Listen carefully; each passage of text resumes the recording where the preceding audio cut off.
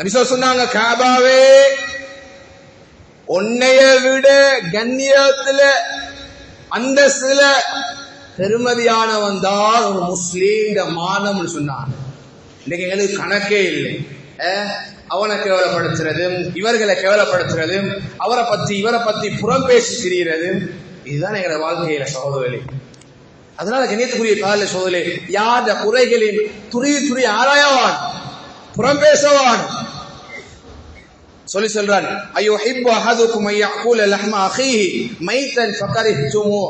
உங்களோட செத்த ஒரு சகோதரன் இறைச்ச மாமிசத்தை நீங்க சாப்பிட விரும்புவீங்கன்னு கேட்கிறாங்களா? விரும்புவோமா? செத்த ஆட்டை, செத்த மாட்டை, செத்த கோழிய செத்தாலே நாங்க விரும்பல, வீசிடுவோம். அப்படியே இல்லையா? சாகுற நிலைமையில இது ஒரு கோழி நோய் மாட்டை எல்லாத்துக்கும் நோய் வந்துச்சு, ஒரு வகையான கட்டி வந்துச்சே இல்லையா? அப்பயே இறைச்சி தின்ன